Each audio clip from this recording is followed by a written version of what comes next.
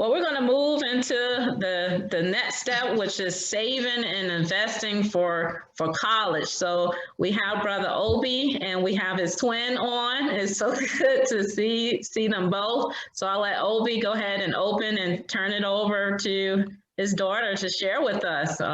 We have a college student and she can tell us real world life truth. What's going on today? Brother Obi.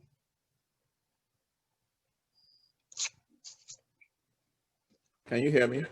Yes. Can you hear me? Yes. Yes. Okay. Yeah, so we have very little time left, so I wouldn't spend too much time. But I was asked to handle this section together with my daughter. She's in her first year in college. She just finished her first semester.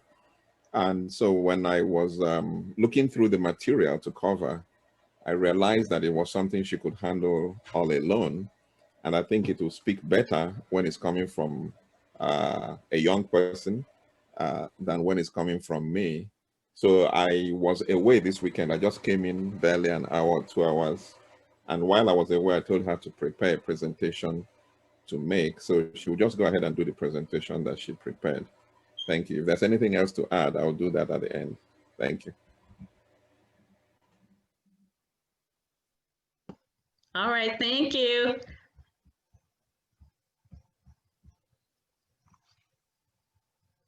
Can you guys see my screen? Yes. Yes. Yeah. Okay. So I'm going to be talking about saving money for college. This is going to be geared more towards like parents, basically what you guys should do, and then you can decide like how you want to include your children in this process. But first, I want to say that in order to properly save for college or for any other expense in life, you need to have financial literacy. And both the parents and the children need to be financially literate when it comes to saving for college, because parents are paying and this is directly affecting the kid's life, and they themselves might also need to contribute when it comes to paying. And you can't teach what you don't know. So if you yourself are not financially literate, I suggest you get financially literate, which is what this whole course is about. And once you have the knowledge you can pass it on to your children so that they can understand what they need to do in order to help in any financial situation. And you should start teaching them young. So like this is different things that they could learn depending on their ages. Earning money, which you can start learning at a very young age, like around 5 years old. Savings around the same time. Charity, all of those three go together. And then also debt, so borrowing money from other people and having to pay them back.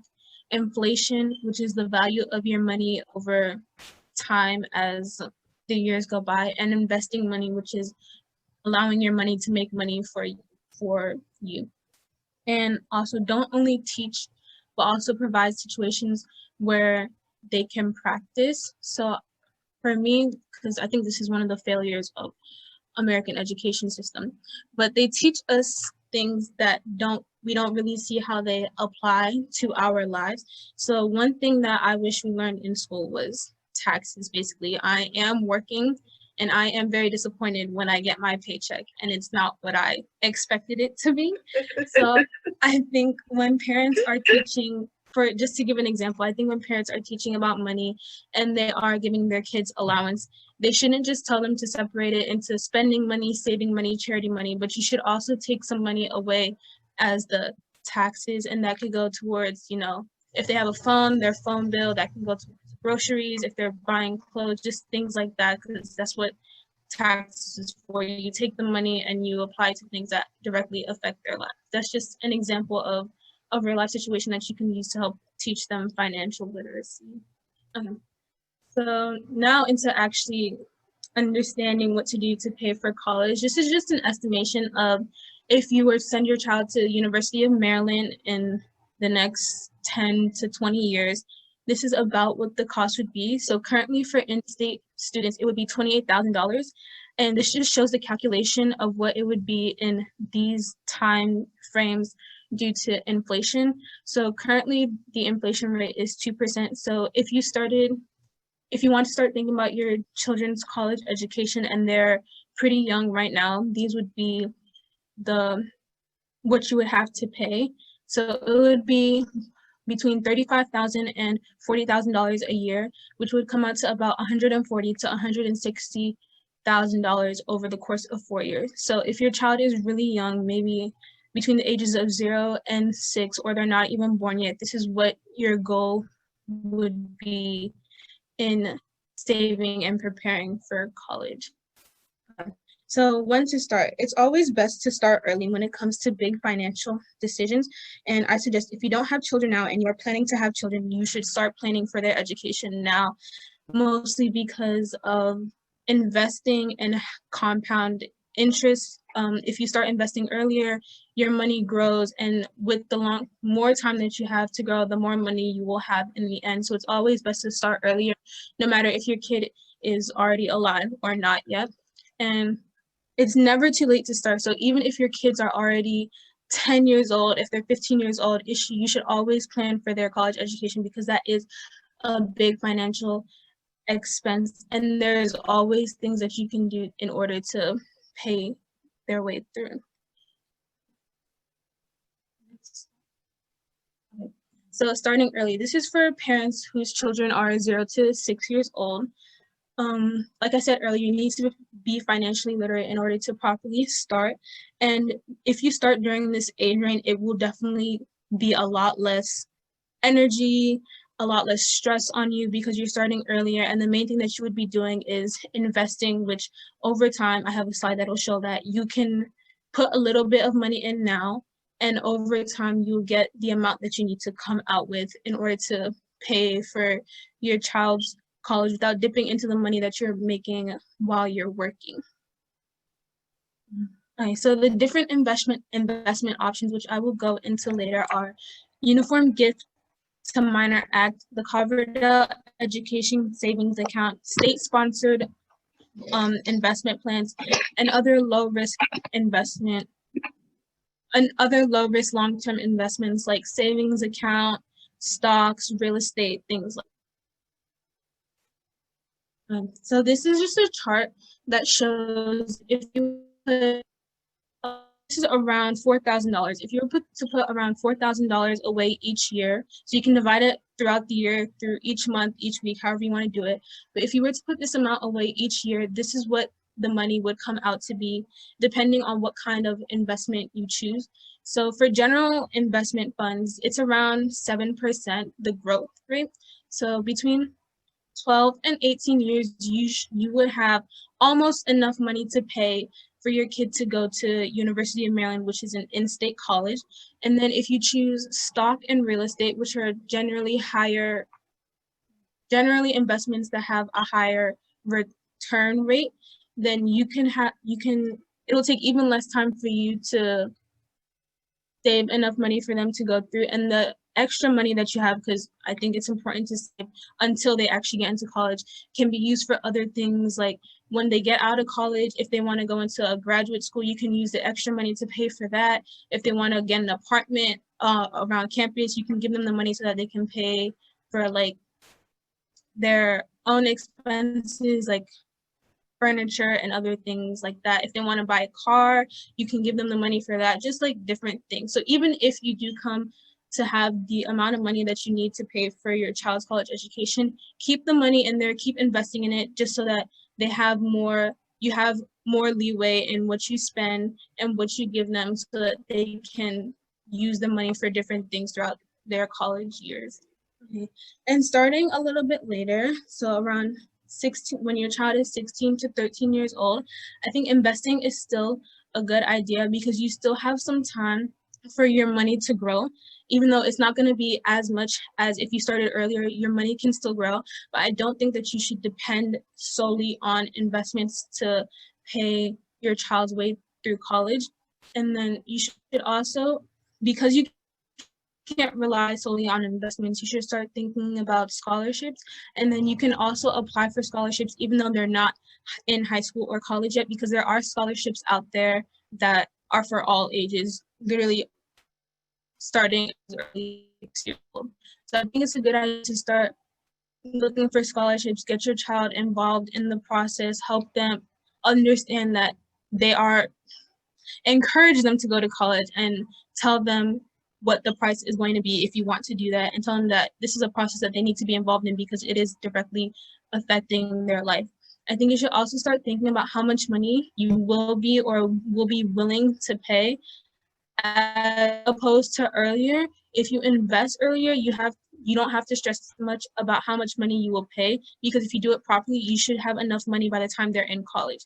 But if you start later, you will have to pay some out of pocket. So you should be considering how much you will be able to pay or how much you're able to pay on investments and possibly scholarships that they get. And like I said earlier, include the child in the conversation so it builds responsibility and awareness in them that, you know, they become more independent. They're not entirely relying on you to do everything as they did when they were younger. And it starts to get them thinking about their future, not only saving for college, but saving for other big financial things, like later on buying a house, buying a car, different things like that. And We're seeing a blank screen right now. There we go. so if you and your child, as you can see, 5 years, all of them are generally the amount that investments, but compound interest over these higher investments will give you more money. So, like I said, you can still invest around 13 years old, and it'll give you a good amount.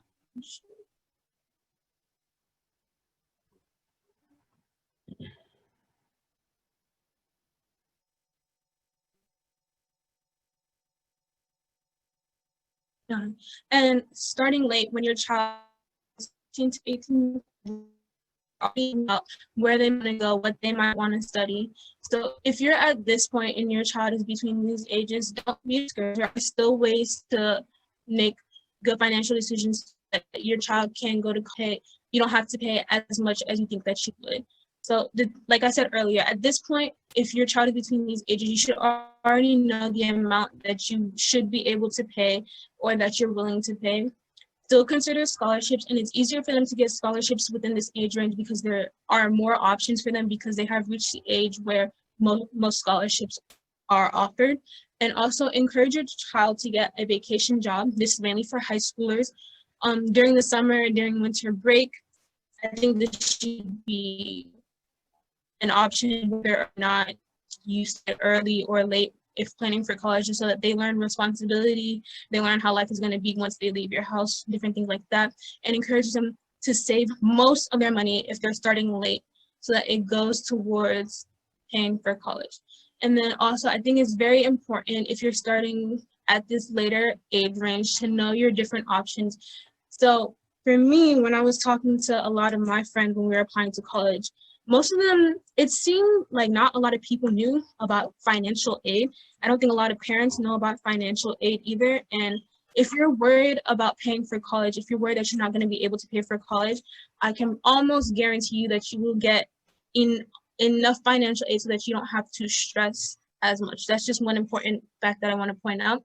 But in order of importance when it comes to paying for college, you can have community college, which in Maryland is free, in-state colleges, which have lower tuition for in-state students, the FAFSA, which is the general financial aid application for the entire country, state scholarships with governors and senators, which most people don't know about, and then you can take a gap year after high school solely to work to pay for college. Don't take a gap year, not do anything. You might as well be in college doing something.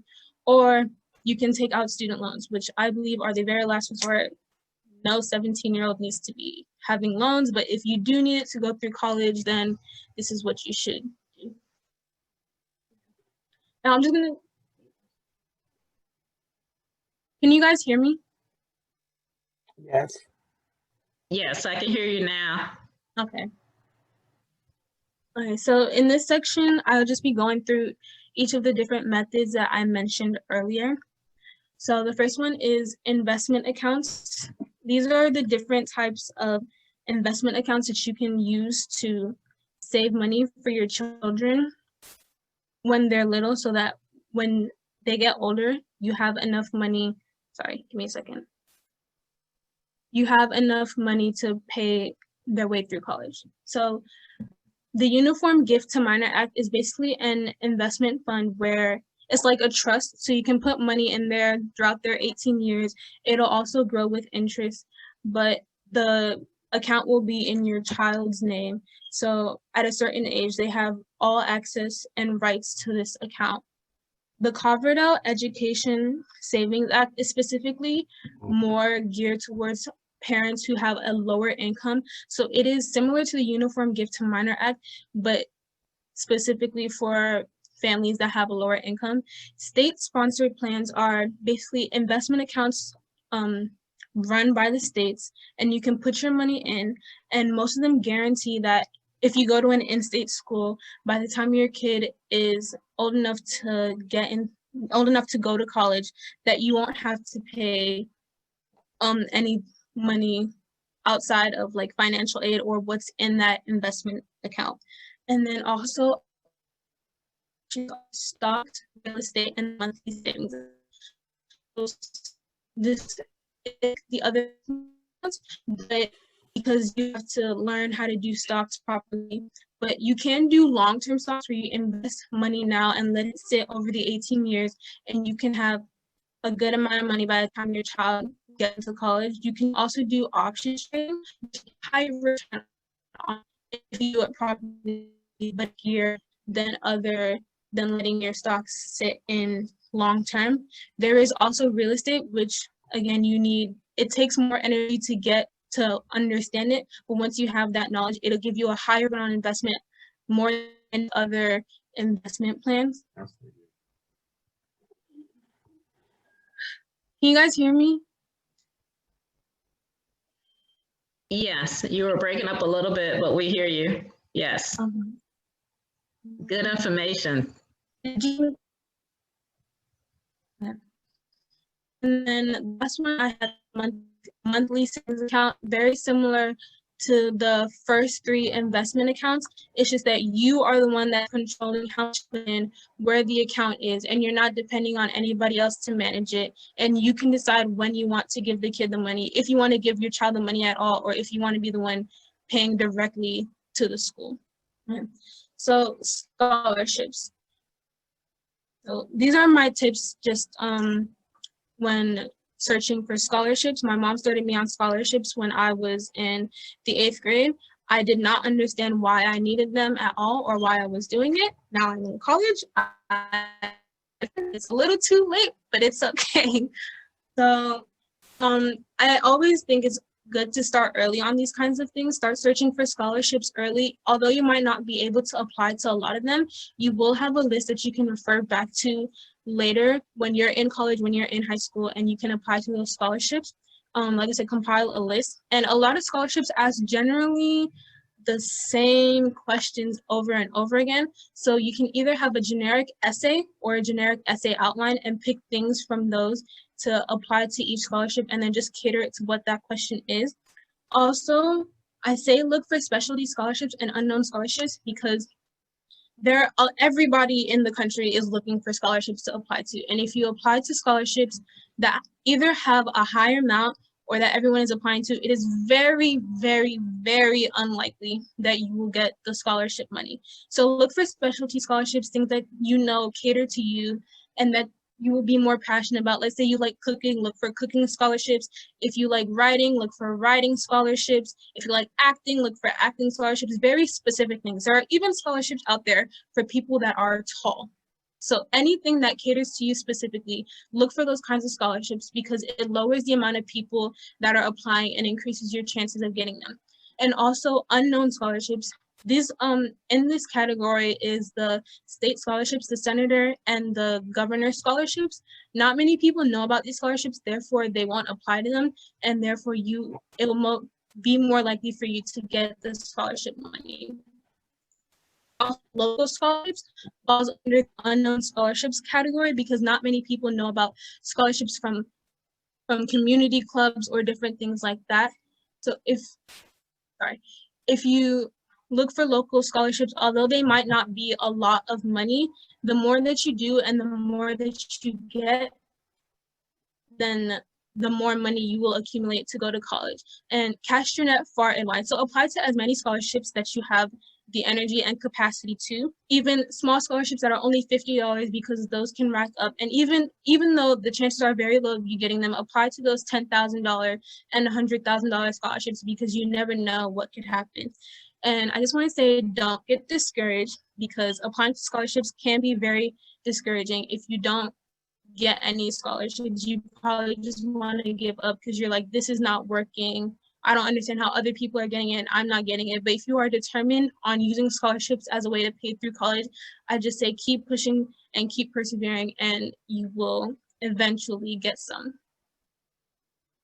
So financial aid, this is more specifically for when you are applying to college and when you are in college. So the FAFSA is the general financial aid application that everybody in the country uses. So you will learn more about this when your child is actually applying to college. It's not really something that you can explain unless you're in the process, but you will have to apply for the FAFSA every year that your child is in school. So it's not just a one-time thing. You will have to keep up with this. And for this, you will need your 2 years prior tax documents. And also, if your child, if they work, if they have W-2s or anything like that, they will also need to put that information in. They will need to know how much savings they have and things like that so that the government can properly assess how much money that they need. There's also the College Board. When your children get into high school, they will know because this is where all their AP tests are taken. This is where they take the SAT. The College Board also is used for determining financial aid depending on which school that you go to. And this as well you need to apply for it every single year that you are in college. It's best to apply for these things early. So I've heard because they're first come, first serve, and you don't want to not know what you're doing and apply for it 3 months late and you don't get as much money as you're supposed to get because you didn't know you were supposed to apply early. Also, know the school's financial aid policies. Now, this is very important because I did not know this when I was doing my financial aid process. Different schools have different financial aid policies.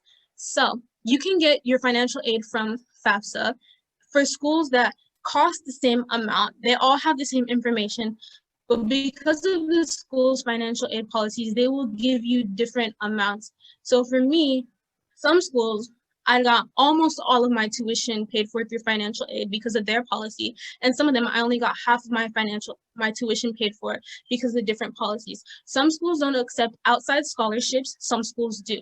So you need to know the schools, each school that you're applying to, you need to know their financial aid policies so that you can plan properly for how you're going to finance the education. So the different types of financial aid are grants, scholarships, and loans.